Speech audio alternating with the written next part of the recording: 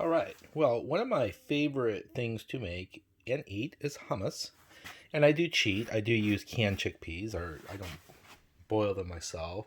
But the one thing I do with the hummus beforehand is it takes a little time, but I actually peel the chickpeas. So here's the chickpea. Okay. Let's zoom that in so you can see it. I don't think it's going to zoom in. Anyways, there's a chickpea and there's the peel. So I peel each pea and it makes a creamier, fluffier hummus. And then, of course, I use a couple tablespoons of olive oil, 1 can of chickpeas, a little bit of garlic equal to about a half of, like a small clove. I don't use fresh garlic. I just use the minced garlic. The juice from a lemon. It's about a quarter cup or so. Some tahini. You can make your own tahini, but I cheat and buy the tahini that's already made. And then, of course, a little bit of cumin. And this is just, I bought this bulk cumin because I go through quite a bit of it. Anyways, I don't know, like maybe half a teaspoon of cumin or whatever. And then you blend it up. And to get some, to lighten it up a little bit, you add some water. Make sure the water is really cold and it makes it fluffier. I think that's because it reacts differently with the olive oil when it's warm or hot water. But I don't know. But cold water does seem to make a difference when you go to blend it. And just add it as you see fit. Maybe a couple tablespoons or so, or a tablespoon if you need it. If you need to thin it up and lighten it up and make it fluffier. All right, so I also recommend a regular blender, but I don't use a regular blender. I use this blender right here, and there's a reason for it, a practical reason. I don't use a regular blender because I live in an RV, and my regular blender is super powerful, and it requires me to turn on the generator, and I'm not going to turn on the generator just to make hummus. I don't use my generator all winter long, so I use my inverter, which is a good inverter, but that way I don't have to, it's just battery power basically that gets converted to AC so I can use it. So I just use my little blender, and it does an okay job, but I recommend the full blender, powerful blender. But anyways, I'll come back and I'll let you look at the hummus. Obviously you can't taste it, wish you could. But I'm going to make the hummus, and then later on in the morning, I'm going to make some homemade crackers. I love homemade crackers. They're really good, really easy. I guess they're a little time consuming, but they are better. So I'll show you the homemade crackers and how I do that.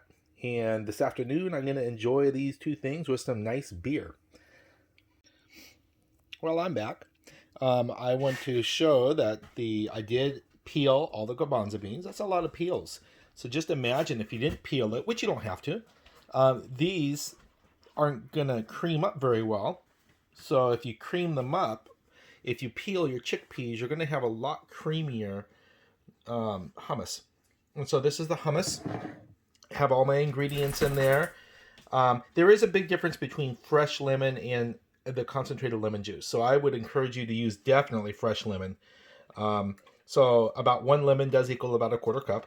And if you gotta either really be careful with the seeds or strain your lemon juice so you don't get the seeds in there.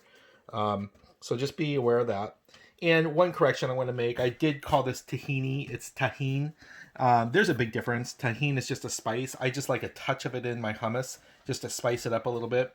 Tahini is actually a paste made of sesame seeds and that type of thing. And you can actually add that to hummus too, and a lot of recipes call for it. But I did want to clarify that. I did make a mistake with that I called it tahini. So I just add a little bit of that spice in there, maybe a teaspoon or two. And we're going to whip this up and we're going to see what it comes out to. I haven't added the cold water yet, and I may need to add a little bit more olive oil. I've added 2 tablespoons so far, and I may add up to 1 or 2 more depending on the consistency. So we'll come back and see what we need to add to this to make it perfect. All right, I'm back. Well, it's done, and this is my hummus, and it's really good, really creamy. I like mine this consistency, so this is how I made it. I like to dip crackers in it. It's definitely nice and creamy. and good and a little bit tangy. Anyways, I would encourage you, a couple takeaways. Just play with the consistency and make it the way you want. Add a little extra olive oil if you need to. If I were to serve this, I would add a little, other than to myself, I'd add a little oil on top, olive oil on top, and maybe a little paprika.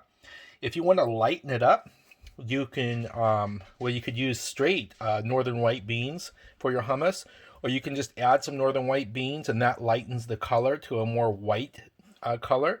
But this is garbanzo beans or chickpeas, and I like them. I do like them peeled though, better than not peeled. But anyways, hopefully you try this out, and it's pretty darn good.